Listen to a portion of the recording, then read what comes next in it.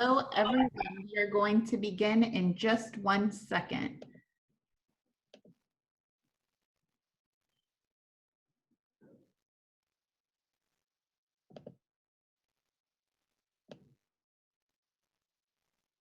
All right. Hello, everyone, and thank you for joining today's webinar, Equity at the Center, Strategies and Tools for Developing Better Learning Continuity and Attendance Plans. My name is Jolene Collins, and I will be your technical assistant this afternoon. This webinar is being recorded, and everyone who registered will receive the recording link, a PDF of the slides, and a copy of the chat box within the next 72 hours. To help minimize noise and distractions, all attendees are muted and unable to share their screen.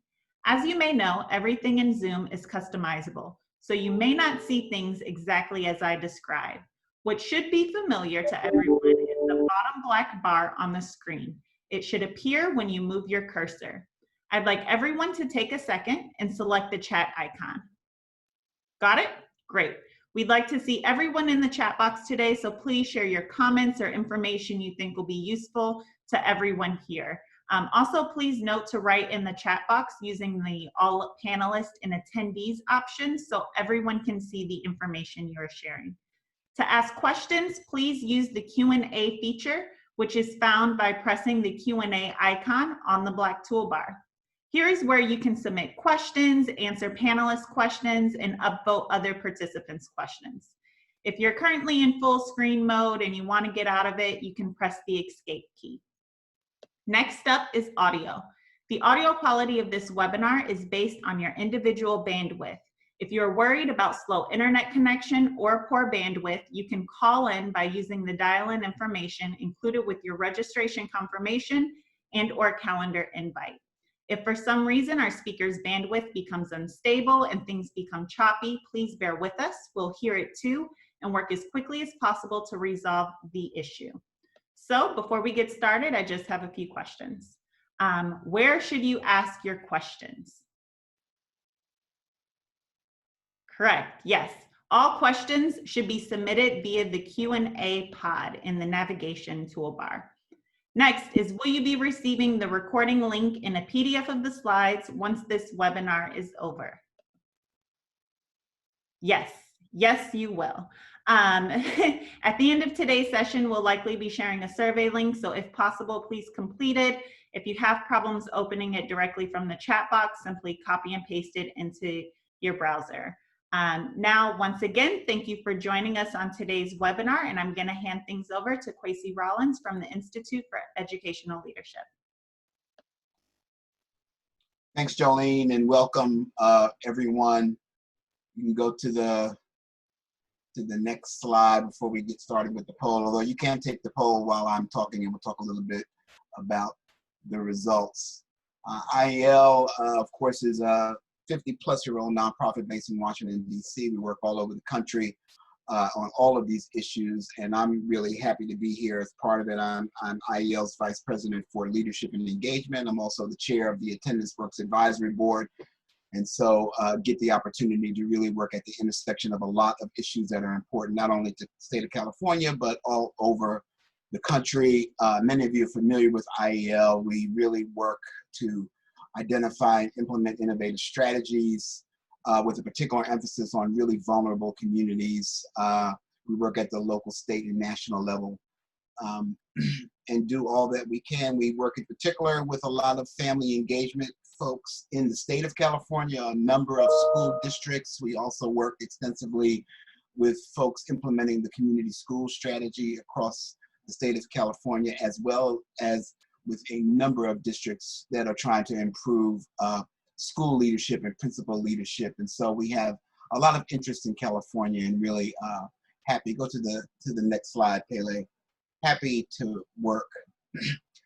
Let's look at the poll. Please take this poll. And as you fill it out, we'll get to the results in a minute. So we know California is of particular interest, not only as the largest state, but also kind of a leader. It's hard to see the forest for the trees, but when you're in a school district or a school within your state, but your state really is one of our national leaders in terms of thinking, in terms of systems and structures, and in terms of really trying to guide districts to better support children, youth, and families with equity at the center of all of these conversations. And so it's critically important that we support what work is happening. Part of what we'll cover in this webinar is a reality that schools can't do all of this work alone, and that we need frameworks, we need deep partnership, we need deep levels of engagement. We need parents, families, and community-based organizations to be active partners. And there's a lot at stake in all of this. We are in the midst of one of the most crazy intersectional crises, certainly in my many years on the planet, when we think about our racial justice and police brutality crisis, our economic crisis, certainly our public health crisis, and all that has happened as the result of poor national leadership. And we know that in all situations, in every crisis, people that tend to have an advantage kind of maintain their advantage, and people in vulnerable communities are the ones to really suffer first and suffer the most. And so that's not to say that they aren't resilient, because they are, but some of this stuff is just kind of insurmountable. And so we have to do all that we can to really use our particular vantage point, whatever leadership leverage that we have, to really be as efficient as possible to protect our most vulnerable folks. And certainly the local continuity and attendance plans, which we're going to focus on today, offer an opportunity to do that. It builds on a lot of the strengths like effective family engagement and community school strategies and other innovative approaches. And it creates a context wherein districts have to really focus on a key indicator, focus on how they're going to kind of meet those goals, and also have to engage families in that process. And while the turnaround for these plans may seem quite short compared to a lot of other places around the country, you actually have more time than a lot of places have had in the midst of this just insane kind of situation. So as we look at the poll, and do we have our results? We know we have a lot of school district people. That's important. You're probably trying to figure out how to make your continuity plan work and how to engage your families in a meaningful way. We've got 27% community-based organizations. We've got family engagement leaders. We've got County Office of Education and others. So we've got all the right people here. And we really look forward to all of you participating fully. You'll get some additional instructions, but you've got a wonderful panel in front of you of folks who represent a variety of entry points and all kinds of expertise on all of these issues that affect us. And so I'm going to turn it over now to Hetty. I don't need to talk about the digital divide, although you can go to that slide. We know there's a digital divide. We've already talked about why California is a place of special interest, not only to IEL, but to all of us. And I'm going to get this thing started. Turn it over to Hetty Chang, who's going to moderate this session. Thanks, Kwesi. Really appreciate being here. And let's, I want to do two things. First of all, let's go to the next slide. I'm going to talk to you a little bit about our agenda, and I'm going to introduce to you who's going to be joining us. So right now we're in the agenda review.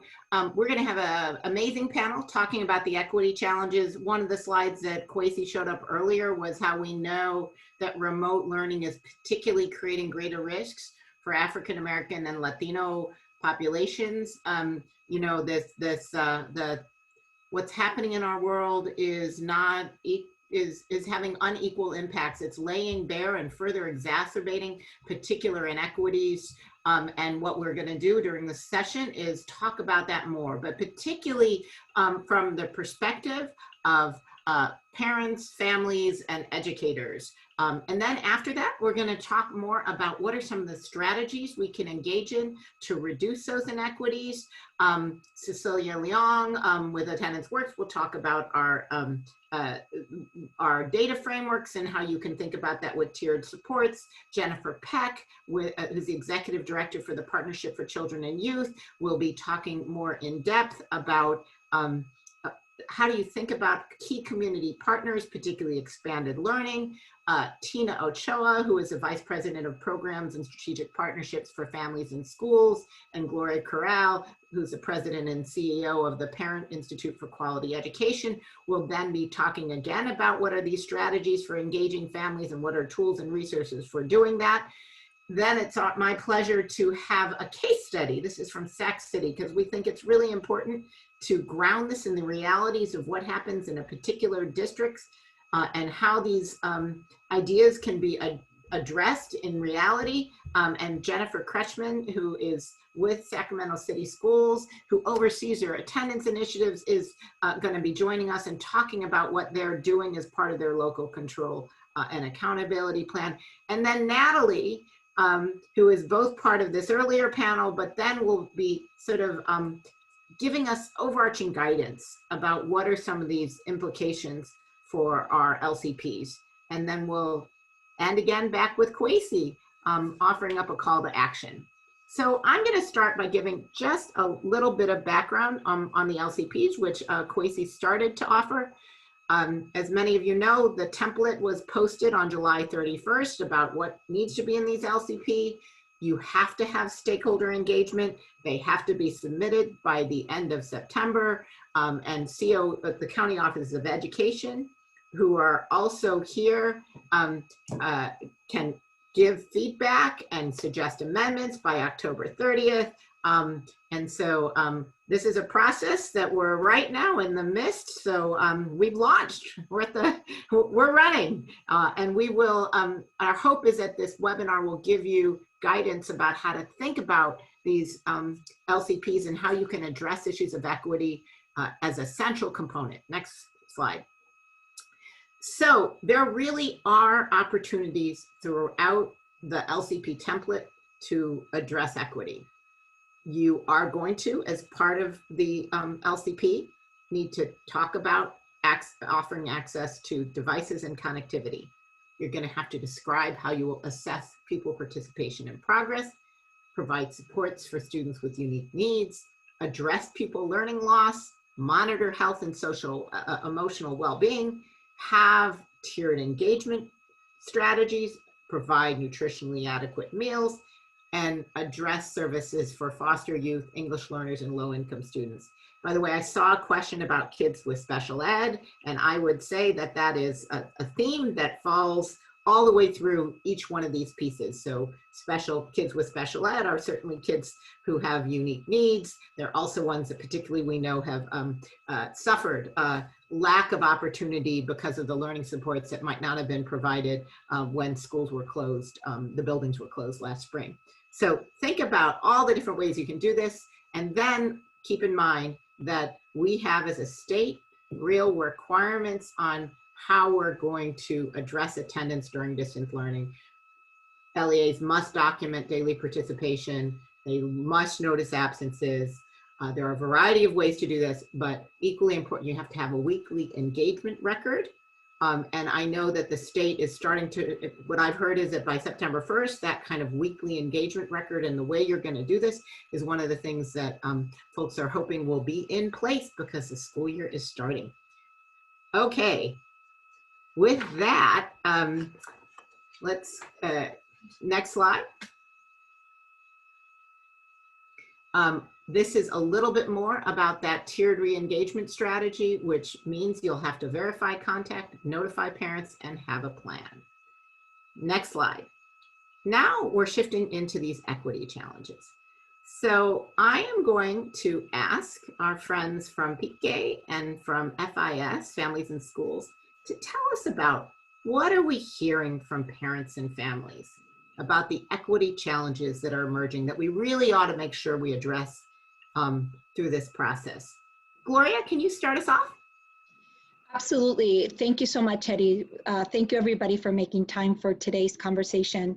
So PK, we are an organization that empowers families, but partners specifically with schools and districts around developing a partnership between school and parents. And clearly we know how important that is. There's a body of research that demonstrates this.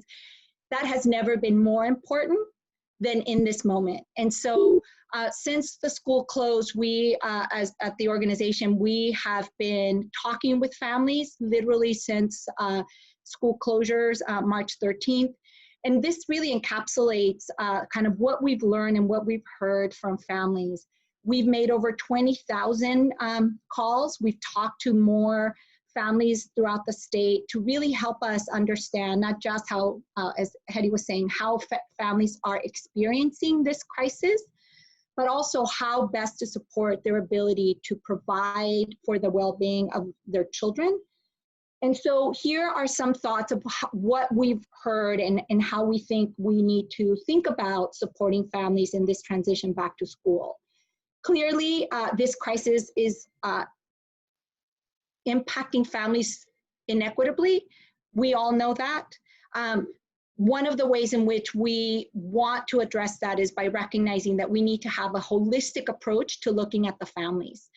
We understand that housing instability, food insecurity, health concerns, employment, mental health, and childcare are part and parcel of a family's ability to care for and therefore support children's learning at home. We think that what we heard is also the importance, and we've addressed this to some degree, the importance of recognizing that connectivity and hardware are an essential, but not the only step to ensuring access. So a lot of big lifts and a lot of work on the connectivity and hardware. The other pieces, however, are really understanding that families need the development of digital skills, how to navigate this online platform, and the knowledge, meaning new vocabulary, new terminology, and new ways of engaging. There was a question on the comment about sending emails out to families, and we did a community needs assessment that showed that over a quarter of families don't have an email address. And so really thinking about how connectivity and equipment are important, but we need to think about different ways of communicating with families. The next set of issues really were about not just language barriers, especially for dual language learner families, but also low literacy. So while families may be getting information in their home language, the fact that it is not accessible to them because of low literacy in their home language and new vocabulary is really a challenge. The other piece was really how best to support and engage peer-to-peer learning, which is fundamental. So having a strategy really around ensuring that there's a trust factor built in, that we are all doing the best that we can under extraordinary circumstances, as Kwesi was saying, but that this ability to turn to each other as parents, as caretakers, to ensure the well-being of their children is paramount to their ability to do what every parent wants, which is to ensure that their children are learning and that they're engaging with each of their districts and each of their each of the teachers. I want to just really underscore kind of the importance of creating this trusting component, because that is how families will share with you, with their teachers and with their principals, how they can be supported. And I will leave you with a quote in our next slide that really epitomizes a theme about what families are facing across the state. Unfortunately, the degree to which this is true varies, but it is present. And really this talks about both the desire to support and the importance families place on their children's learning, but importantly, some of the substantial barriers to access that come with making sure that they have an ability to meet their basic needs for their children and also have the equipment and the skills to make that possible. And with that, I just will leave you with this. The stress of parenting. I'm a mother of two, a 7-year-old and a 9-year-old, with all kinds of supports. The stress of thinking about and ensuring that they are well supported really adds a level of stress in terms of mental health. that we just need to acknowledge, and being able to develop that comfort that we are all doing the best that we can as a parent or as a caretaker is really fundamental to understanding that we meet families where they are and we work with them to bridge them to resources and the supports that they need. Thank you. Thank you so much, Gloria. Before I turn over to Tina to keep on with these equity challenges, I want to mention a couple things. One is, if you have questions, feel free to add them to Q&A. We are going to have a chance afterwards, we hear from speakers, to talk about burning questions and address them. I'm also going to let you know, I was seeing some questions too about how do we draw upon students and youth perspectives, as well as the perspectives of their parents. So if anyone wants to weave that in as they're responding to questions as we're going along. I also do know that Jennifer Kretschmann, who's later on talking about this from Sac City, they've done a lot with that as well. So keep asking your questions. And with that, Tina, what would you add? Sure. Thank you so much, Hetty. I just, I will share as we look at this particular slide that I so appreciate all the work that Pika has been doing, everyone in this space, because it really is about, in the end, whether we're talking about families, whether we are talking about educators at the district or school level, right? The focus really is on the student. So I want to make sure, I'd be remiss to say, as we share what we learned as we were talking with families, it is ultimately about the students. And just for those who aren't familiar with families and schools, our mission is to involve parents and communities in their children's education to achieve lifelong success. And that success can look differently, but specifically here, we're talking about the whole child, both academically and social emotionally. So as with BICE, Families and Schools has been talking to families and in a little bit different ways. So FIS staff and 6 of our parent warriors, who are parent leaders who are deeply engaged in education advocacy efforts, co-created and implemented a survey to learn about the effects of the pandemic on vulnerable working families, specifically in the Los Angeles areas. So what you're seeing are some of the survey results, a snapshot of those, of how LA families are adapting to home learning, coping with mental health, and securing basic needs. So basically, our parent leaders in the co-creation, and they really were the implementers. They were, when comfortable, we're having in-person meetings, mostly on the phone, talking to families within their individual communities. So what we learned is families are experiencing high levels of job loss or reduced hours, and mostly because they don't have the same options to work remotely or job flexibility like many of us do. As we know, many serve in the capacity of essential workers. More than half of the families we interviewed expressed knowing how to access resources such as food banks, hospital or information pertaining to COVID, but what they did share is that the digital divide oftentimes leaves a number of these families not knowing where to access these resources. The other caveat is, although resources are available, many barriers and restrictions were really limiting families to access those. And some of the barriers and restrictions we have to think about are their ability to obtain the items in a timely manner. Maybe it's lack of transportation. Maybe it's the specific pickup hours, conflict in work schedules, limited supplies, long wait times, and locations of services. Additionally, what we were learning is that families are being forced to choose between staying at home to support their child's academic success because they can't afford childcare, and or having older siblings take care of younger ones so that way they can maintain the income. And then we obviously know the implications that we have for the older siblings who are also now becoming caregivers as well as teachers. Children are also facing social emotional trauma from the sudden closure of schools and the continued remote learning. In eliminating the security and stability that students regularly experience as they go to school, what we've learned is it's causing erratic sleep patterns. We've talked about social isolation and also thinking about the influx of anxiety, frustration, and anger.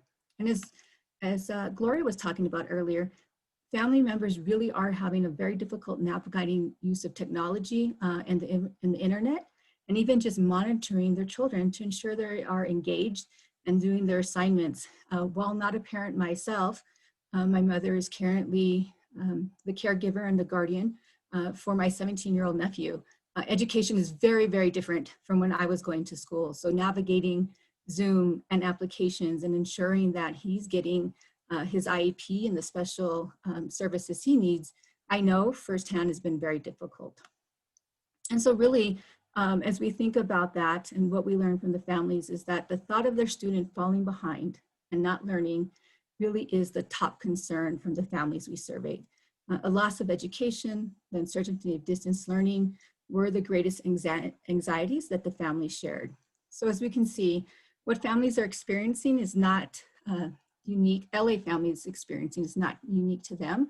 It's impacting working class families much in the same way as in the Central Valley, as Pika shared with you, across the state and nation. So what I'd like to do with you now, I can share this with you, but we would love for you to hear from one of our own parent warriors, her own personal story about her frustration with technology. Would you mind playing the video? Como madre de familia ha sido difícil porque mandan correos electrónicos, dicen métanse a Google Classroom, ahí les van a explicar, pero yo la verdad aún así me cuesta trabajo entenderlo, hasta ahorita no lo he entendido muy bien, pero con la ayuda de mi hija mayor es que la que me ha ayudado a entender un poquito más. Las necesidades que habían, por ejemplo, una fue el internet. No todas las familias cuentan con internet, no todas las familias sabemos tanta tecnología, mandar un correo electrónico. Descubrí que hay familias que no, hay padres de familia que no saben leer. ¿Cómo es la manera de que ellos pueden informarse?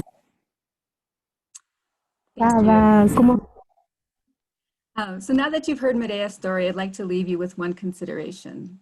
If Medea, as a parent leader who is engaged and can access resources, has with technology, what do you think the implications are for our everyday and hard to reach parents? And I would say, what extra work must we collectively take on to serve these families and their students, especially as many of them express that they're shy, ashamed, or afraid to ask for help? Thank you. Thank you so much, Tina. I also think that that story illustrates how we may not be tapping into one of our most valuable resources, which is our young people. She talked about her daughter being a source of that, of emails. And I think we all know the challenges of when you use young kids to translate for parents and then you don't stay maintaining the contact. So you don't want to do that. On the other hand, I think all of us with young kids depend on our younger kids to help us navigate technology. And it may speak to the importance of us looking at how do we draw upon that resource, but also seek out the direct opinions, insights of young people about how we can navigate these challenging circumstances. So we will continue to think about that. And I'm going to turn to Natalie. So can we go to the next slide? And Natalie, you all at EdTrust West have done a lot to hear from educators because they're another crucial voice in this. Can you tell us about what you're learning? Of course, I'd be happy to. And again, my name is Natalie Wheatfall-Lum, and I am the Director of P16 Policy at the Education Trust West, which is an advocacy organization that uses research on policy and practice to advocate for changes that will support the most marginalized students in the state.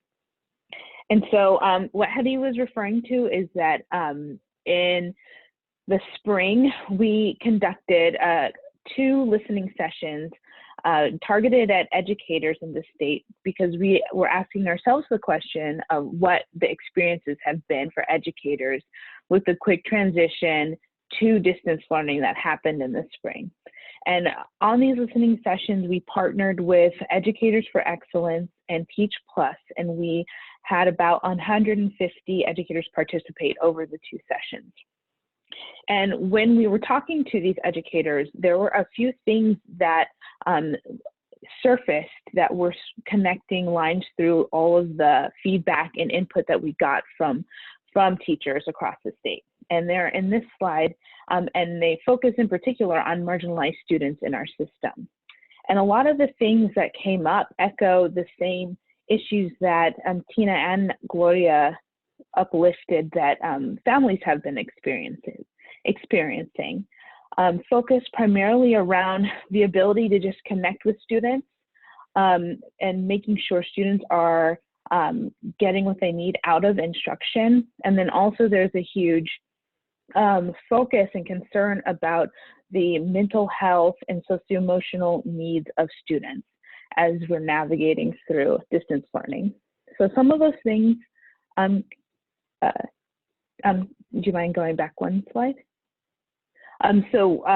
Just to highlight a few of those things, there were significant concerns around both English learners and students with disabilities and their ability to access learning on online platforms and at a distance.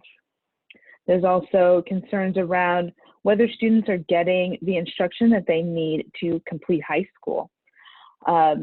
There's also, we heard lots of stories around the issues that students are facing at home, job loss of parents getting ill. All of these things had an impact on students' ability to not just connect to learning, but also just to be able to be present and take in instruction. And so these stories kind of went on, and they all kind of fell into these particular categories. Next slide. We also heard a lot about the need for guidance and support that teachers were feeling in the spring. And some of these needs have been in the process of being met, which is great to see, and some of them still exist. In terms of guidance, what we saw in the spring, that district guidance around the steps that teachers needed to take to transition to distance learning varied widely across districts. Some districts were able to mobilize quickly and develop quick plans for that transition, and others, there was less guidance for teachers on how to make that transition.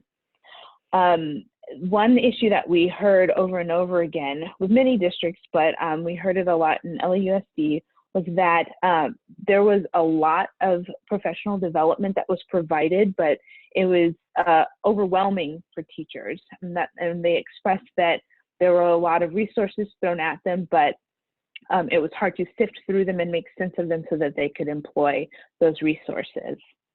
And we also saw that unions advocated for specific needs of teachers, and we're seeing that also as we return to school.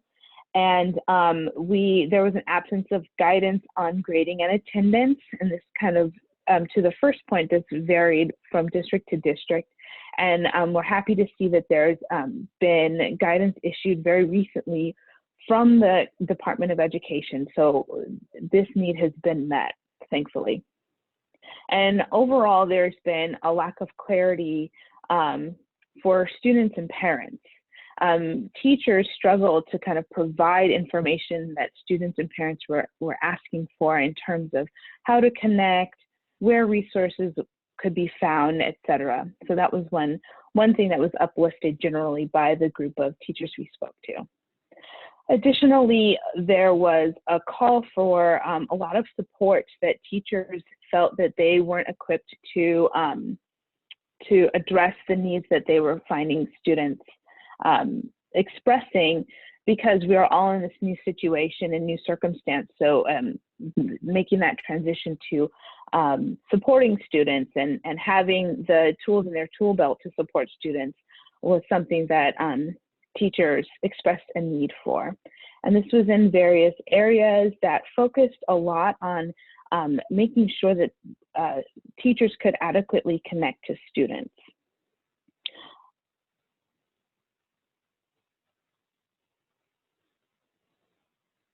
Great, thank you so much, Natalie. There is, unfortunately, a lot of synergy, I think, common themes across the teachers and educators. So we agree about some of the key challenges, and the question and the opportunity for us is, how will we move this next year to create solutions and embed those solutions into our learning continuity plans. So next slide, please, Pele. So now we're gonna shift to strategies and tools, because we gotta go from naming the issues to thinking about what we can do about it. And I'm gonna first ask Cecilia Leong, the Vice President for Programs for Attendance Works. Tell us, Cecilia, about some of the strategies and tools that that school districts can start to think about drawing upon the frameworks that we've developed. Thank you, Hetty. I would be happy to. And hello, everyone. I want to share two big strategies. Let's go to the next slide. As you are thinking about developing your learning continuity attendance plans.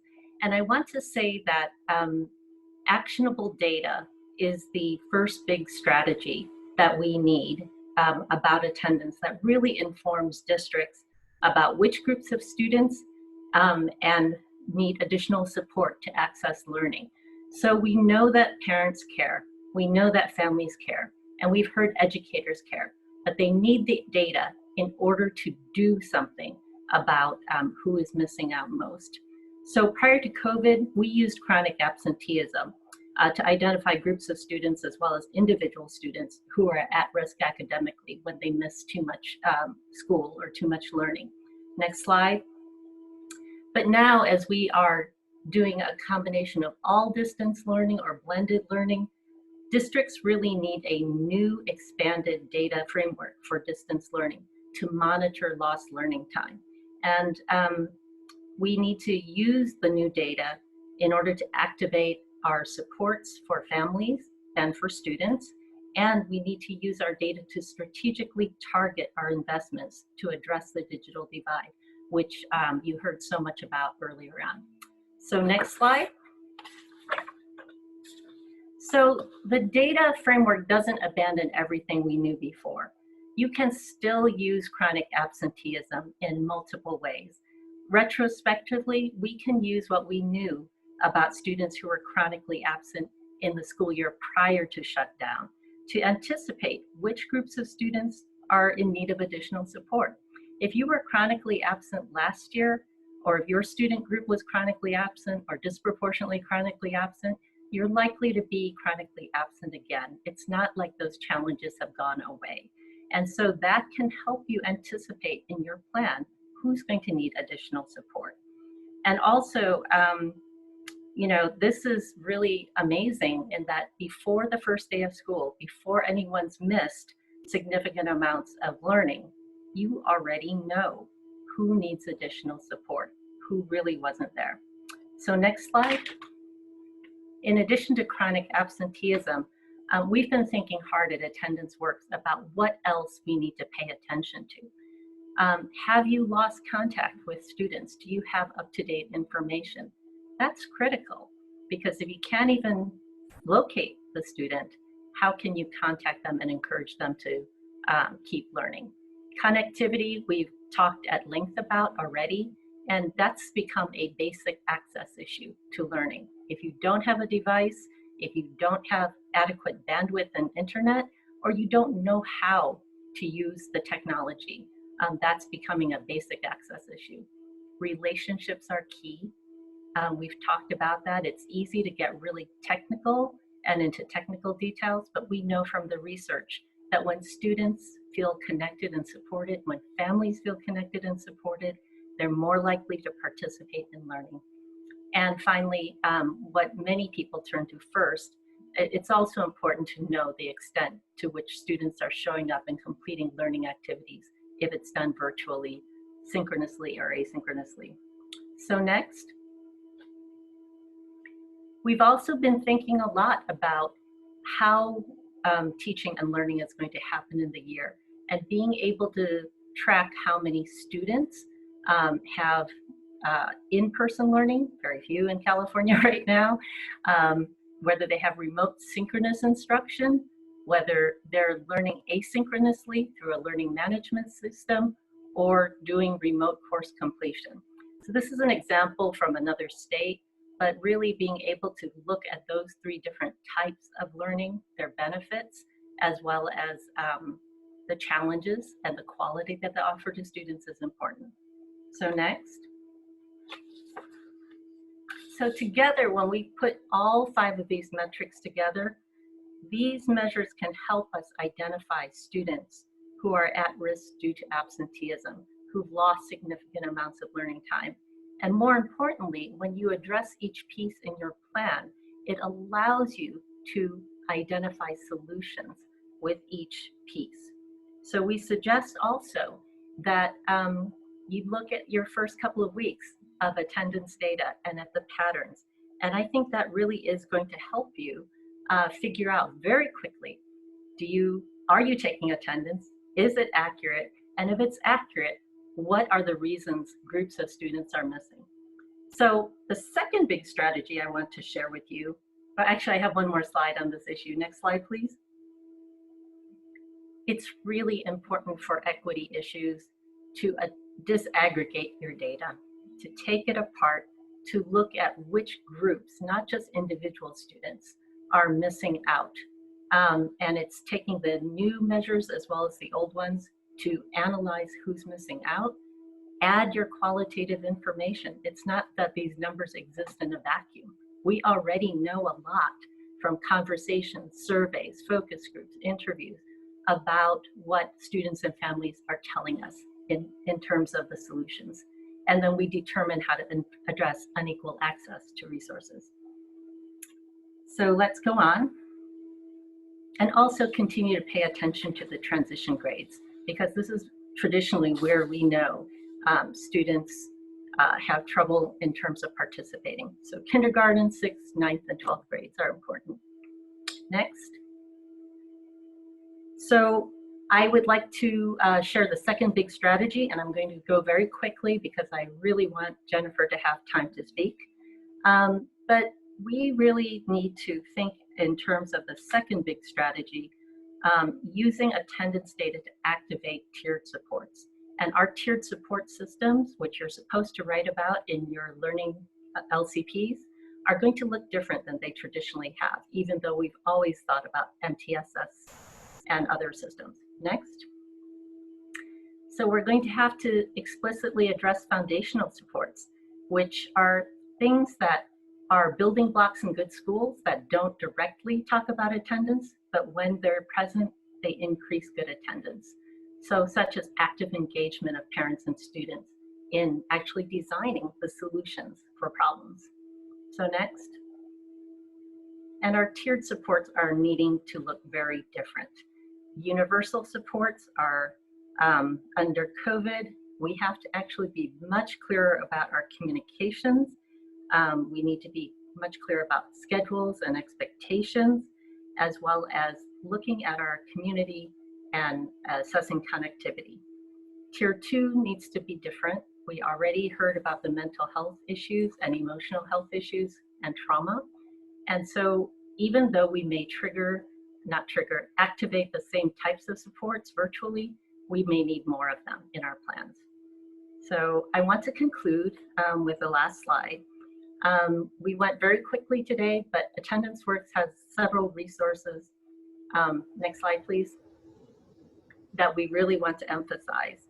At the end, you'll see connections to our articles about our metrics framework, our attendance playbook, which talks about evidence-based tiered interventions in the COVID era, and also our transition guide called Present, Engaged, and Supported, which goes into much greater depth. So Thank you so much, Cecilia. Yep, I'm gonna take it off and move it over to Jennifer. These slides will all be available, so if you have more questions, you can come back to it. Jennifer Peck, let's go to the next slide. Talk to us more about the role of expanded learning and how is that a solution for addressing some of these inequities? Thanks, Hattie. Thanks for having us here. Our work at the Partnership for Children and Youth is focused on building access to high quality expanded learning opportunities, because we know that ways in which kids spend their time when they're not in school, which is 80% of their waking hours, has a huge amount to do with their overall success in school and in life. And we've talked a lot about the challenges that arose in the spring when buildings shut down and the severe level of disconnection from school that a lot of kids suffered from. But in addition to becoming disconnected from teachers and instruction, many kids also lost connection to other services like their after-school programs. So they lost help with their schoolwork, they lost connection to mentors, they lost enrichment opportunities that are really important to their learning and development. And the loss of these supports was particularly devastating for a lot of kids because A really good after-school program in many cases is a thing that is keeping them coming to school consistently and connected to caring adults. Can you go to the next slide? So just a touch about our expanded learning system in California, which refers to our publicly funded after-school and summer learning programs. California has the largest publicly funded after-school program in the nation, with nearly 1 million kids being served in high-need schools all across the state. And these programs have proven over and over again to improve a range of student outcomes, with increases in school attendance being one of the most significant and consistent outcomes we see. Our after-school programs serve largely students of color, and they're predominantly staffed by young people who are from the same communities as the kids they serve. They are a lot more likely to look like their students than teachers in many cases. And they're also more likely to speak the language of families in communities that they're working in with high English learner populations. So their connection to communities and families can be a real asset in identifying barriers that kids have to getting to school or engaging with school. In addition to often being a key line of communication with families, the real sweet spot of these programs by design is around developing relationships with kids and fostering social and emotional well-being, which is an enormous asset in any year, but as we know, particularly critical in this context right now. So in the new school year, when there remains a lot of danger of kids becoming disconnected from school, these programs, which are often run by community-based organizations, are apps that are sometimes overlooked when districts and schools are planning. And these partners really should be at the table. I'm just going to do a quick turn off your video because your voice is starting to in and out just a tiny bit. And I just want to make sure everyone hears you. Okay, thank you. I was just saying that the after-school partners really need to be at the table as early as possible to be part of the team working on keeping kids engaged and getting them connected to the learning supports that they need. Can you go to the next slide? So there's a wide range of ways that community-based organizations and other after-school partners can and are supporting student learning and engagement and also supporting families. And I just want to mention that what Natalie referenced earlier on what teachers are saying they need more help with, these programs really can address a number of those that were cited before.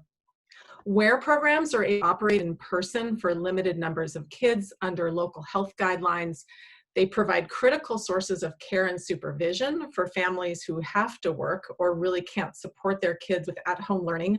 And it's important to know that right now, with the flexibility in the rules around our state and federal after-school dollars, there's a lot of options around the when, the how, and the where these resources can be applied to supporting students.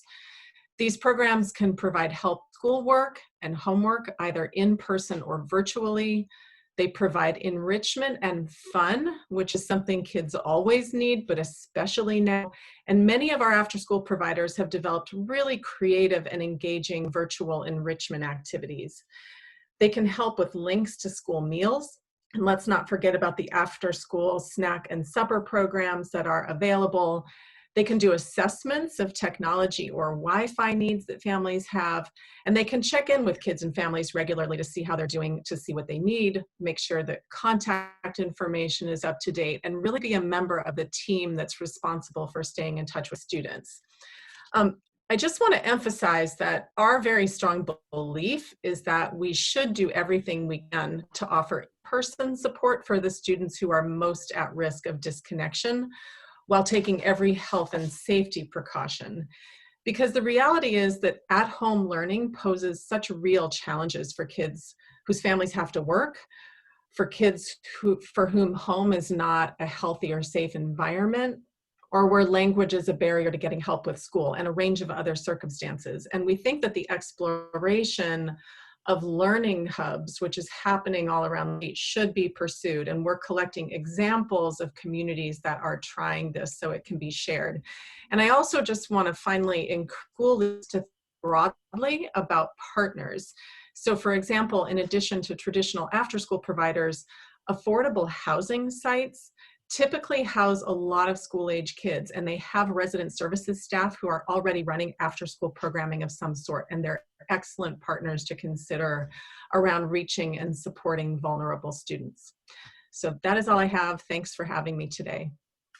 Thank you so much, Jennifer. Really appreciate that. I had noticed earlier in the chat there was a question about, isn't it unfair if we're saying to immigrant families, find your own tutors? Well, if we start to get after school involved, expanded learning, other community partners, we can shift the burden from being on, our families who are struggling to make ends meet to having infrastructure in place. This really is going to take a whole community approach. So with that, we're going to go back to our parent partners here.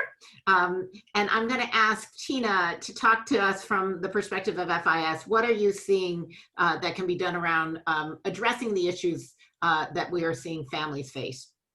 Sure. I think from a district's perspective, and just in general, I think first and foremost, we as a community, as leaders, really need to focus on supporting families and students, helping to address basic needs, right? We really can't focus on Bloom's taxonomy until we're addressing Maslow's hierarchy of needs. And if we aren't doing our best, to the best of our ability, to tackle just the survival issues that our students and families are facing, academics is really secondary. If electricity can't be kept on in the home, if there is not childcare, if our families are losing their homes, academics is going to be very low in terms of priority. I think secondly, is thinking about how our districts and schools and all of us can continue to capitalize on families' funds of knowledge and not just the official curriculum or the standards, right? How do we balance really the needs of the core instruction and official curriculum with authentic learning in the home? How can we support families and partnering together and partnering with the communities? Just as Jennifer was talking about, the resources that are available, maybe outside of the immediate home. And so I think, just some other considerations based on the three bullet points we shared, in which Gloria talked about earlier, is that outreach is going to be critical, right? Outreach, whether it's to address basic needs, whether it's to address academic needs, is that we have to continue to really understand and own that robocalls and emails are not enough to reach the ears and eyes of our most vulnerable families. Right? Research shows us that a message has to be heard, it has to be seen and felt at least 5 different times in different modalities before it's received. And I also think, how do we think about the ability, when it's safe, to really have some in-person visits with our families and our students? How can our educators and trusted parent leaders and community members be able to engage for that collective action to address those needs and academic needs? And I'm sure Gloria will talk about this a little bit more. And again, thinking about multiple languages that we need to translate in, not just the language that we're mandated to, but what are the languages of our community, and then also ensuring appropriate grade level and proficiency level. I think we've all talked about it.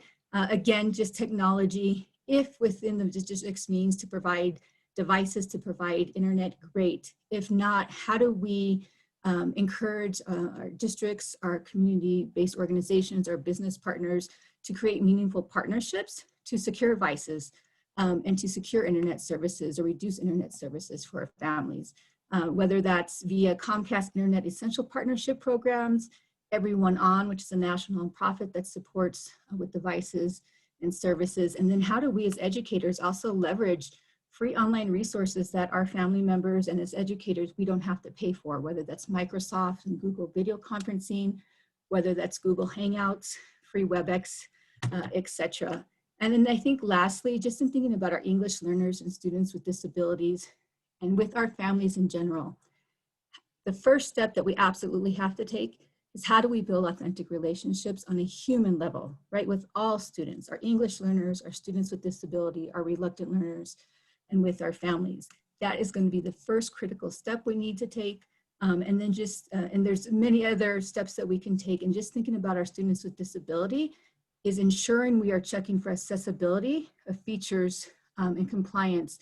So no matter what online platform, as a district, as a school, we're using to deliver online services, if we can't do it in person, is making sure that we understand that many students use their own technology, assistive technology, and that if it's not compatible to technology we're using, we're not going to have them engaged.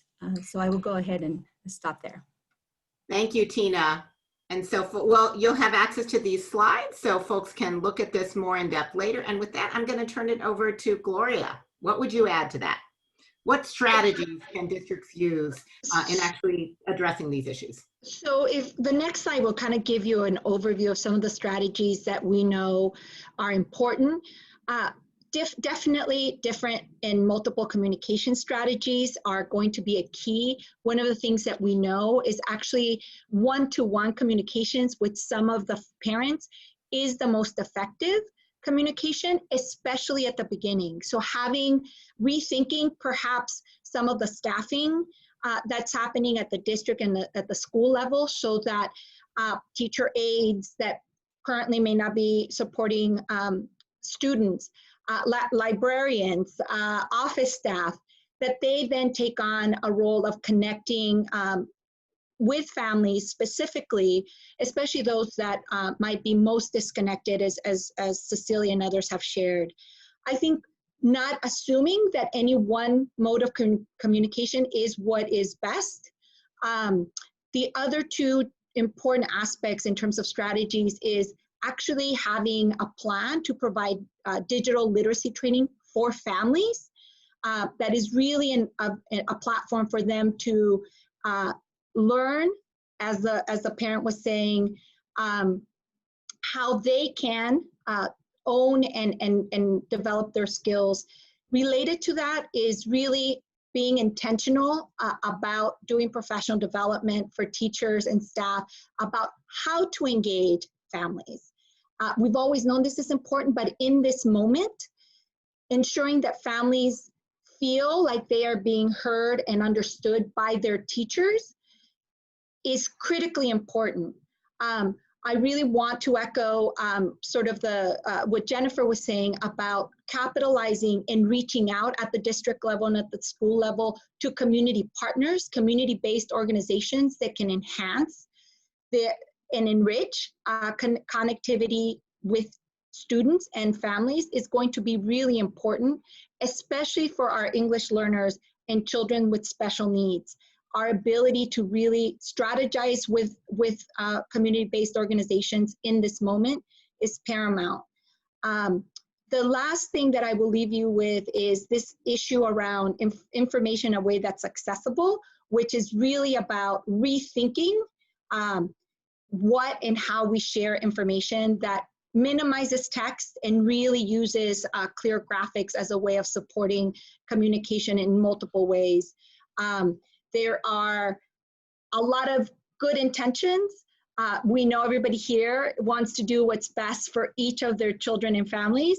I would simply add that it's extending out and asking for supports with those of us around the community that want to support and ensure children and families thrive during this moment. Thank you. Thank you so much, Gloria. And again, there are more resources from PK that folks can look at.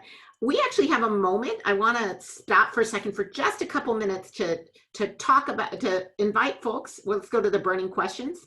To put some of your burning questions, and I know some things were already coming up in the chat. So one question I think that has come up is a question about Seattle's efforts and how and I don't know if anyone's been monitoring that, but about this issue of prioritizing in person for kids who really need it. I think that's what's going on. I know that that's a bit challenging because we're all still trying to figure out what all the increasing rates of COVID mean, but has anyone been following or has thoughts about how any examples either in California or nationally about where districts have been able to prioritize the learning, in-person learning? So Gloria, please. Cajon Valley here in San Diego County has actually been their strategy from the outset. And so I would really encourage folks to look up Cajon Valley. There were some pre-existing infrastructures, but what that means is when you're kind of first out of the gate is that you also have now the ability to look at lessons learned. And so they have really been thoughtful about sharing what has worked well for them. They have continued to provide in-person services throughout the last 4 months, throughout the last 3 months. So I would encourage us to look at that as one way to see how that happens. And I know, Tina, you were going to add. Yeah, no, I was just going to echo Gloria. I'm so glad you brought them up. They really are a fantastic district. And what I will share with this group, I think one of the pivotal strategies and why they have been successful is their ongoing family engagement and community engagement focus that they've had. Cajon Valley is one of the 6 initial districts in the community engagement initiative, and just phenomenal. So I think because they had such good strategies in place, the outreach, the communication with families, and because they're so involved in the community, to Gloria's point, I think very seamlessly, well, I wouldn't say seamlessly, but it looked much less effortlessly because those things were in place. So to be able to provide the in-person, I think that is a critical piece. Yeah, I really appreciate that. It's going to have a combination. You need your data to figure out which groups are your priority. You're going to have to think about your facilities and your community partners, and you can do it physically distant. And then you're going to have to convince everyone that this is in fact safe, so that the teachers as well as the kids show up. So Cajon Valley, we'll try to make sure we learn more about them. I want to go back to the question about youth and students, and how they can be more a part of this process and informing this process. Anyone have thoughts about how do we really make sure that students themselves have a voice?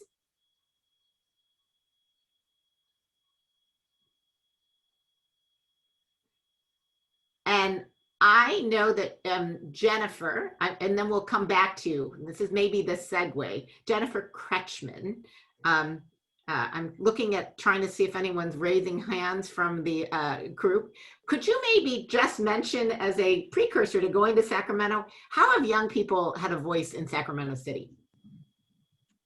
Yes, thanks, Hetty. So we have a youth media team who has been a big part of our Be Here campaign, which is our attendance campaign. And so this year they have changed their focus to be here and be heard. So they are doing more activism around social justice, and then their voice is being lifted so that they actually have some say in what distance learning is going to look like. They were invited to meet with the superintendent and the board to share their perspectives. And that was after they had a town hall meeting with a large group of students from the district. And that was all publicized through social media. We know our teens, that's how they find things out. So it was a large group of students. I'm just checking to see if that was recorded and if it's available. I'm not sure because of confidentiality issues, because they are young people. But it was very interesting. Many of our students just want to be back in space, right? They're dealing with so much at home. And I'm going to talk about that a little bit more. You're going to see some of the quotes that we got from our students. They have a lot on their plate at home. It's really difficult to focus on learning. It's really hard not to stress about their parents and their loved ones who are vulnerable. So it's very, very important that we hear what they have to say. And we're trying. We just need all the guidance from the state and from CDC and everyone to align, right? So. Great. Tina, did you want to say something? Yeah, if I can just add, I think this is absolutely, we focus on families, on the adult in the space, but this is exactly the place where shoring up and extending out to community-based organizations that have the trust and the relationship with youth as the nexus and the extension to hear their voices has been incredibly helpful. We have been partnering with some organizations that work with youth so that when we talk to families, the same message is being heard by youth, right? Given by a trusted messenger, which are, whether that's the YMCA in some instances, whether that's Boys and Girls Club, and or any of the other youth-focused organizations that are in your community.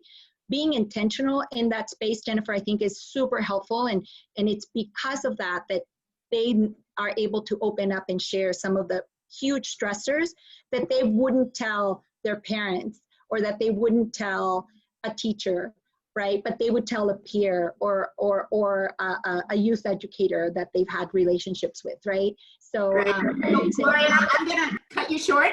I know Tina's there, and we actually have to wrap up this Q&A part. So Tina, 30 seconds. Yeah, 30 seconds. I was just going to add, as Gloria and Jennifer said, finding that community partner. We partner very closely with Californians for Justice, and they really are about elevating student voice. So there's just, I wanted to make sure we share that if you were looking for a partner, another one for consideration. Great. And I will just also say, I think there are two levels of partnership. One is around the overall development of a plan. So, you have to have youth voice commenting on the nature of your plan. I mean, in youth and family voice, I think, commenting on the plans to make sure they make sense. I will also say at the individual level, districts need to make sure that that young people have a voice in the plan for how they're going to show up to school every day. So if you end up doing a tiered engagement strategy and you have to come up with a particular plan for what that looks like, young people have to have that voice. They know what the challenges they're facing. So I think we're talking about two levels of partnership. With that, now we get to turn to Sac City and have Jennifer Kretschmann help us really look at what does this mean on the ground. So take it away, Jennifer. Absolutely. Can we move forward? And then forward one more. There we go. I just want to talk about, and I know that everyone probably had a very similar experience in the spring, but we called it crisis mode, emergency teaching, distance doing. There wasn't a whole lot of learning going on. So our focus became health, safety, and basic needs, so that Maslow's hierarchy of needs. What we first did is just did an assessment. We had teachers call all of our students, and we had about 2,000 students who we were determined to be unreachable. Obviously, these same student groups that we've been talking about were the ones that were disproportionately represented. So those are our students experiencing homelessness, our students with an EL designation, foster youth, and then for our particular district, because we are a large urban district of about 40,000 students, it was African American and Black students, Pacific Islander, and that's because we have a large population of Marshallese families, and then Asian Laotian, they were highly represented. And so what did we do? Everyone was scrambling, but I like to call it extreme outreach, right? We did everything we could. We pulled up emergency cards and called distant relatives, emergency contacts, to try and reach each and every one of our students. And then we assessed for basic needs when we got in touch with them. We said, do you have a computer? Do you have food? How can we help you log in? We really addressed it, and we did it live via telephone at this point in time. And for those students that we couldn't find, then we actually did the safety home visits. We did the 6 feet social distancing as much as possible. Everyone wore a mask, but we had to go find our students. They were our first priority. We needed to make sure that they were safe. And so when we got there and we made it to the home and we met the family and we saw the kids and we knew that they were all right, we made sure that they could be connected. We made sure they had a device. We delivered computers. We made sure they had the ability to connect to our Comcast Internet Essentials program. And if they could not, we provided them with a hotspot. We showed them how to log in. We actually walked them through the process. So the idea is relationships are key and the most important. And so we have done this work between multiple departments at our district level and with principals at different sites. Our FACE team has been actively involved. Our youth development, which is our expanded learning team, has been actively involved. And we're down to 89 students that are on that unreachable list. At this point in time, I'm hoping that they have moved out of the district because we've really exhausted all of our resources. If they have not, we're going to find them. That is our goal. So all of our learnings from this spring have led into what we're going to be doing for this next year. And I don't know if I'm not sure what the next slide is. I'm going to go to the next slide. There we go. So we've created our re-engagement strategy, right? It looks so similar to what we've done in the past, but now we're just taking into consideration distance learning, that connectivity, having good contact information. That was huge. In May and June, we did mass mailings text messages and emails to try and get updated contact information to all of our unreachable students, and then the students who had low engagement. So that was our first priority. Now we've designed this based on SB 98, because all of what we're doing right now is based on SB 98, designed this really specific tiered re-engagement strategy. The second thing we're doing is we have an early warning system.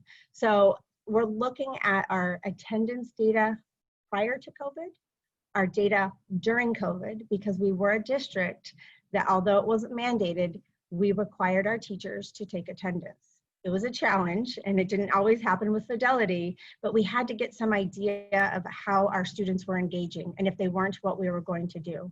So we need to look at both of those, and if we have a student who's doing well prior to COVID and a student who didn't do well during COVID, we know the issue was distance learning and connectivity, or maybe a health issue. So we're gonna reach out differently than we would to a student who has always had bad attendance, right? There's gonna be a different type of barrier at that point in time. The third thing that we've done is we've created a Start Here, is what we call it. It's a digital binder, and it's a landing page. It just launched yesterday, and it is a one-stop shop. It is not connected to our main website. You can get there from our main website, but it allows you to search easily. This is how you log in. This is when you log in. If you don't have your password, this is what you do. And there are links to all of these things. We also started, yesterday was our first one, and we reached max capacity, but it was a webinar for parents on how to do Zoom. And we're doing that for Zoom, Google Classroom, Clever. We're trying to expand it to more. We're trying to get a different system that allows for more than 300 people. There is a huge need, and connecting our families and our students is the first priority.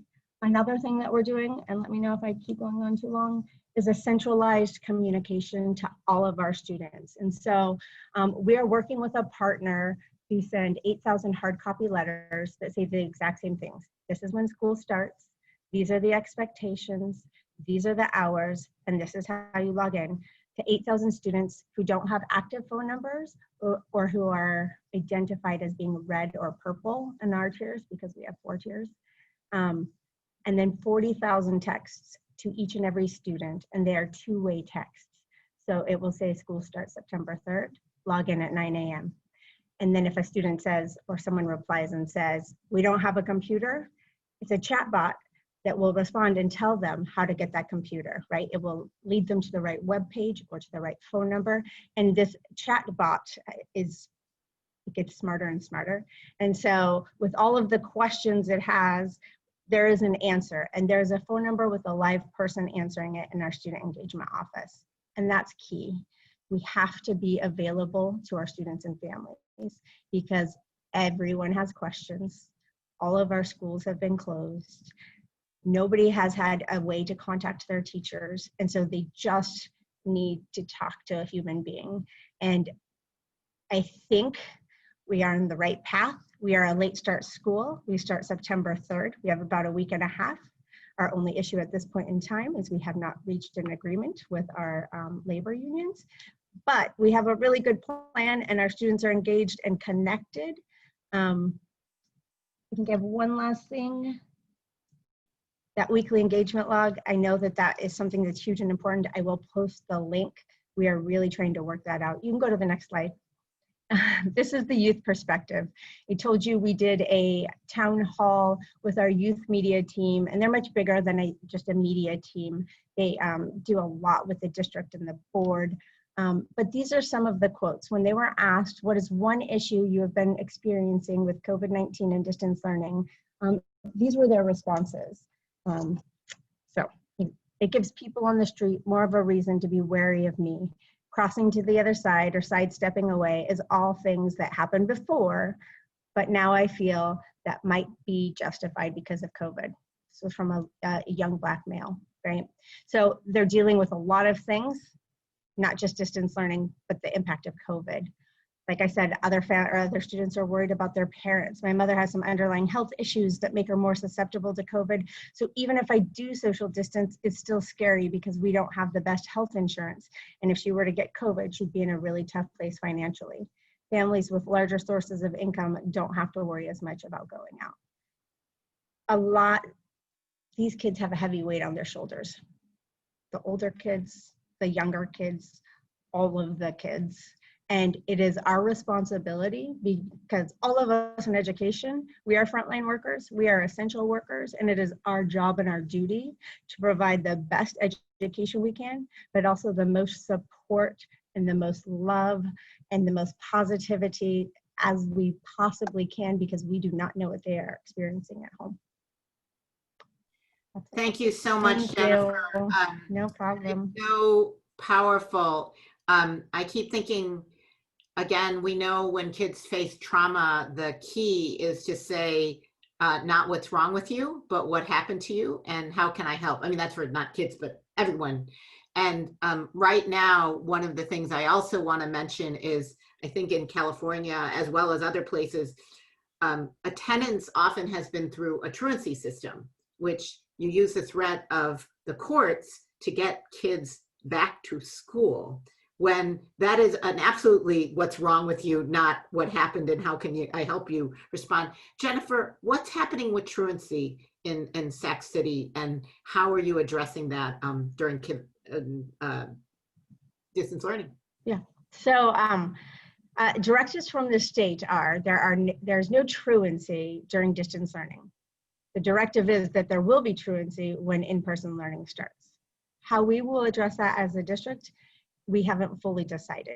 Right now, nothing is punitive. We will do everything that we possibly can to re-engage the student and the family in the most supportive way possible.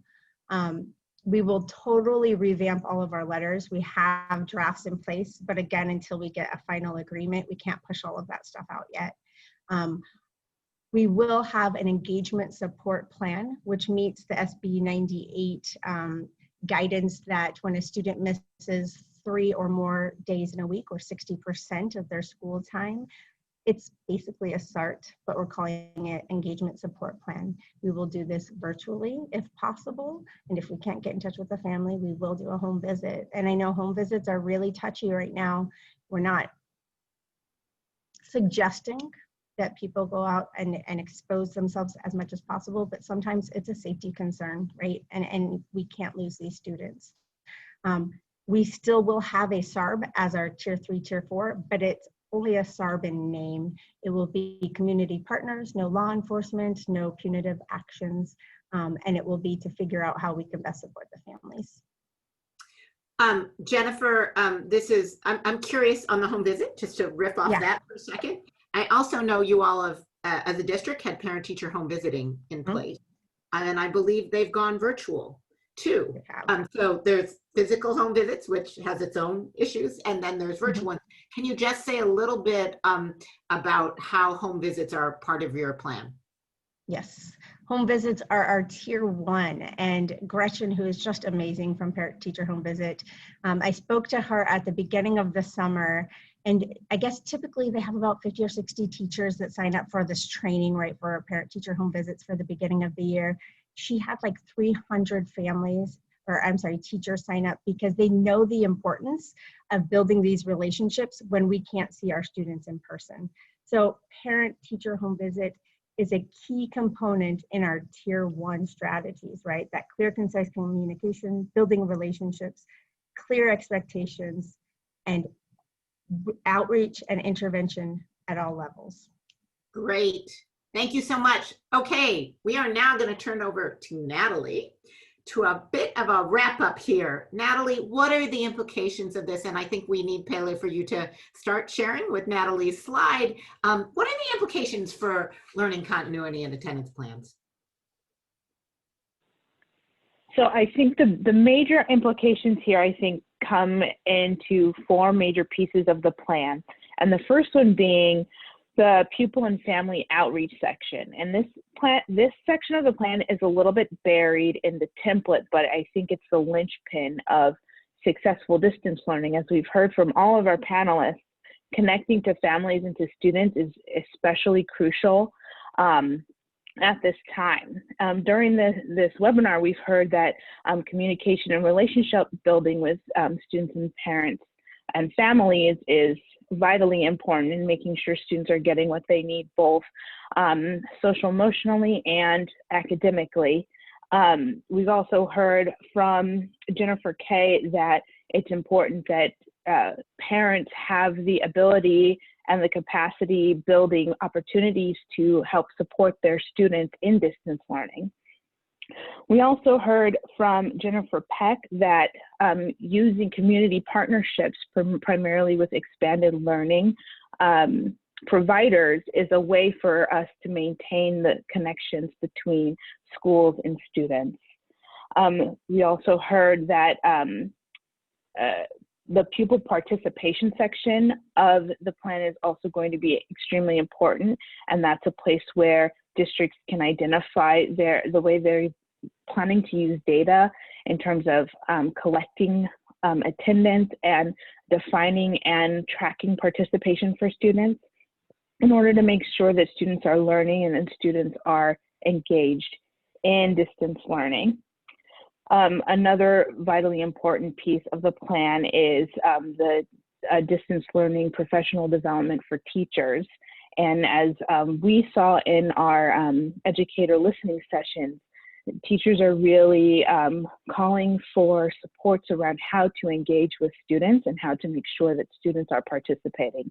So again, that connects to student and family outreach, as well as building the capacity of educators to more deeply engage with students, especially since there's no benefit of seeing students in person.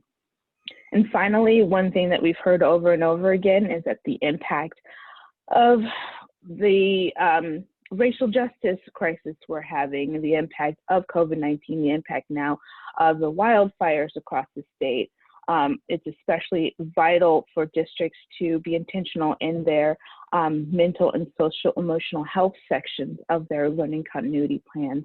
And hearing from family, developing plans around hearing from families and students what they need, and developing ways in which districts can provide those supports.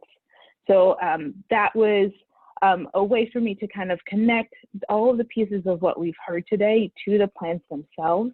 And the plans, because they have these sections catered to the circumstances that we're in right now, it's really a great opportunity for districts to memorialize what they're already doing for students, and then also think about the ways in which they can better assist students through this process, and then share those plans out with their communities. Natalie, thank you so much. That's such a helpful summary of key takeaways from all that we've heard. I was thinking one other observation I have, this notion of student and families having voice. And I was thinking about it. I think it's not just because it makes us create a better plan because they know best their own realities. I actually think it's a mental health issue. If you have voice and you have a role in defining how to move forward, you feel less hopeless. And the biggest worry we have is we all feel like, oh, we can't do anything. We have no control. This is back to my psychology in college background, but I keep thinking, I've always thought, and even for me personally, knowing I can do something to make a difference for myself, for my family, for a community is so important for staying hopeful. So as districts, sometimes there is a little paternalism in districts. They want to tell people this is, how you do it, as opposed to this is how we work together to do it. And Jennifer, thank you so much for sharing, Jennifer Kretschmann, what you can do in a district and modeling. This is about shared partnership. And we have so many resources. So I'm going to ask Pele to start to plow through these slides. So folks know we have different resources from each. Hopefully it's not too overwhelming, but comments from families and schools, Parent Institute for Quality Education, from Education Trust, from Attendance Works, from PCY. We have all these different resources that folks can use as you're developing your plans. So you don't have to start from scratch. You can start by leveraging what we've put together, leveraging the insights offered by this. And with that, it's my pleasure to turn things back over to Kwesi Rollins, who can help us come out from just the on-the-ground California perspective to thinking about this a little bit on an even broader level. So Kwesi, take it away. Thanks, everyone. And this was a great conversation. And if you could go to the slide that we just created. I put a lot of resources in the chat. You know, I think what's most useful about all of this, if you think about those of you who are participating and your colleagues, this is a moment to really use your position and your leverage. If you call any shots whatsoever, if you make any decisions whatsoever, now is the time to use your position and your leverage to really improve guidance and support, to not just rely on the letter of the regulation, but to really go beyond the call of duty to better serve children, youth, and families. Parents and families need clarity. Teachers, educators need good professional development. We've heard about that. They need a lot of support. And frankly, you know, meeting the needs of our parents, children, and families, as well as meeting the needs of our educators, is an equity issue because they can't thrive. If we all aren't thriving, then we're all in danger. We're all vulnerable. If you have any connection to your board members, to policymakers, the California Partnership for the Future of Learning has a policy platform that's really quite useful, that kind of encapsulates a lot of these issues. It begins with this whole notion that schools are irreplaceable. And even though we're in a moment where not being in the building may be the best thing for us from a health standpoint, we can't allow those who would use that as an excuse to get rid of public school buildings. We need our buildings as places of learning, as community hubs, and a place to build connections.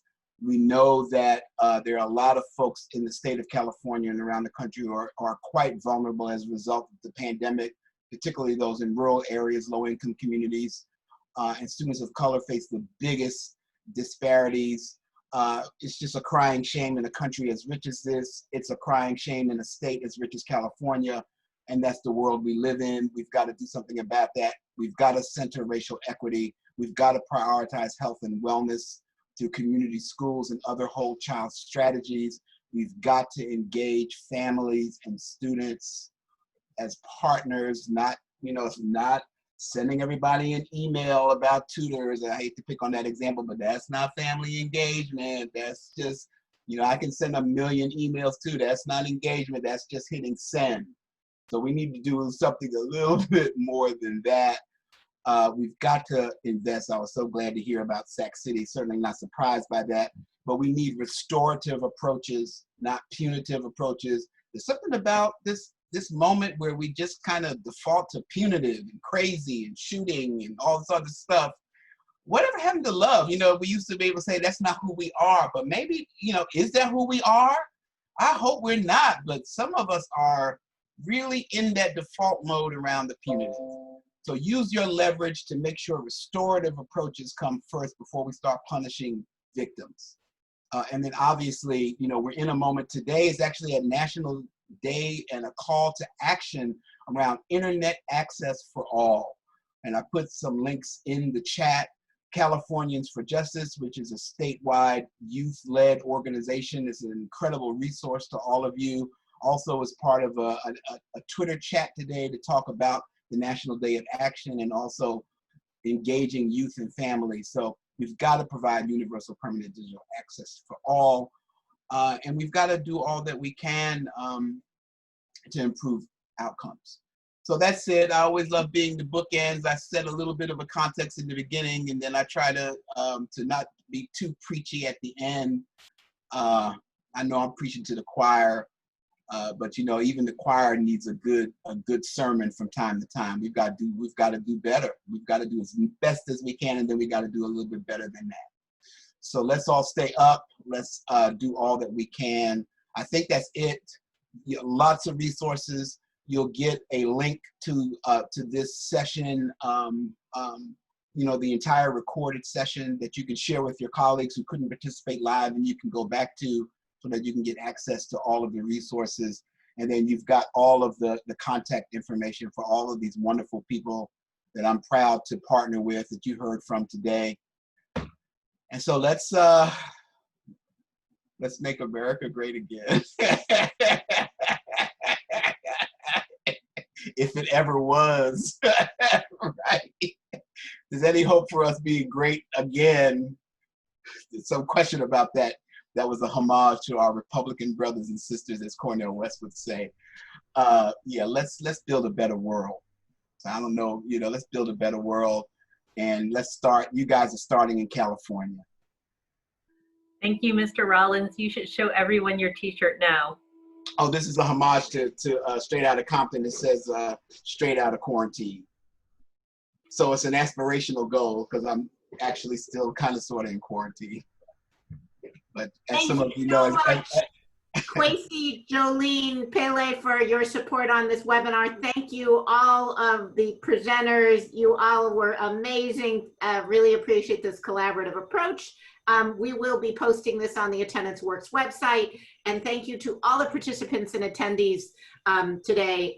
We know this is going to take a village to move forward, and we're going to create both the village and the network and the community organizing to make it happen here in California. Thank you.